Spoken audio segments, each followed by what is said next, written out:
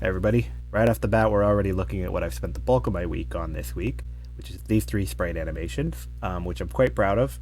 Each one takes me about a day and a half like this, so say 4 or 5 days for all of these, which is most of my week, but I do have some more to talk about later on. But first off, I'll just introduce these three enemies. The first that I finished would be the Necromancer here. My idea for them is that they'd be summoning skeletons or zombies or something like that. I do have a status effect in mind that I want to pair with one of these, maybe another secondary effect that one of them could do, although I might split them, maybe one of them is skeleton and zombie, but I'll talk about that later. But I've had that animation blocked out for a while. It's been in my other videos, and I just finally decided to buckle down and finish it. Did the colors, do the shading. Pretty happy with how that one turned out. Then I started working on this lumberjack character. I had an idea for an ability I'm just calling it cleave. So I have this idea for the physical abilities in contrast to magic in the game being more about targeting different targeting scenarios and different tactical scenarios and trying to get like critical hits, stuff like that, whereas magic has more different kinds of utility. So cleave, the idea would be that they would go through like each enemy in a row. So hit that one, hit that one, hit that one. But the drawback being if you hit an armored enemy somewhere in there, which I'm still working out the details of how to represent armor. As far as stats, you would have some sort of major drawback, like probably a big time penalty. I had this idea for, like a cleave ability to sort of evoke like a guts type of character from Berserk, cutting down many enemies at once like that. And I thought it fit an axe, so I started making a character that wielded an axe. Started with a lumberjack. Initially, I had him in more of a typical human skin tone, but there was a temporary layer I was using in green, so I thought, oh, that looks okay. And I like the idea of like coppery armor for him, so I thought, why don't I make him kind of look like oxidized copper? So I mixed those green and orange tones, and I kind of like the idea of like a metal man that chops down trees. I thought it was cool. I might rework him anyway, because drawing the musculature was very hard, and I don't think he's perfect. I think he needs some work. But the third one I made, I'm a lot happier with. I think this is looking pretty good. Well, I'm going to rework all of them, but I'm most happy with this one. And this is the Shephard, and I have... Actually, they might do it if I just do a turn in battle here. They summon sheep. Yeah. So I have these sheep as summonable minions. Right now the Necromancer also does that because I don't have the skeleton. But I needed minions that would inflict status effects, and for sleep I chose sheep. And I thought, well, there could also be an ability that might let you keep your minions, like have them follow you. And the Shepherd would be great to summon a sheep and also have the source of that ability that allows minions to follow you. So I came up with that, and I thought it was a good fit. Both of those abilities are already implemented. Now, there's another ability that's implemented. I'll just let them summon a few more times to build it up. Right, so now we can see they have a whole bunch of summoned sheep. And I have this ability, temporarily I'm calling it Smash. So imagine like Cleave is for the axe, imagine Smashing is for a character that might have a warhammer or a club and would be doing more smashing attacks. So the tactical scenario you'd be using this in is trying to get rid of minions. And I have an idea that they might serve some sort of defensive effect, like blocking hits from coming in if you have a big army of them. So you'd want to clear them out.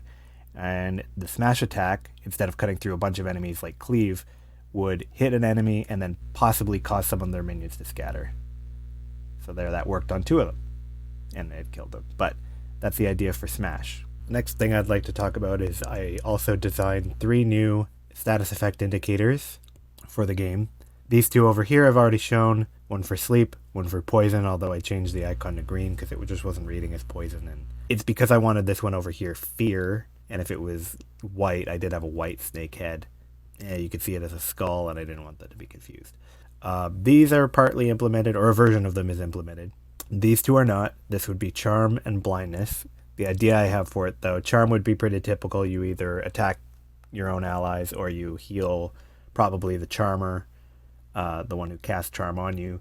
Blindness, in a lot of games it'd be like lower accuracy. I'm kind of liking the idea of having it force you, if you choose to attack, to hit somebody random, because you can't see who you're hitting. I like the idea of maybe lowering accuracy some, but you can hit somebody, you might not know who you're hitting, and there could be a bad effect, right? Like set up scenarios or encounters where there's an enemy you really don't want to hit with the wrong attack. So it could lead to a bad situation for you, and I think that could lead to some interesting encounters. Fear over here is partly implemented because I had to, for the smash attack, for the way minions work, I had to make it so that they could flee. So fear, it makes your summoned minions flee. I also am toying with the idea of having it not allow you to buff yourself, so like you can't raise your attack power if your character isn't brave enough to attack, something like that.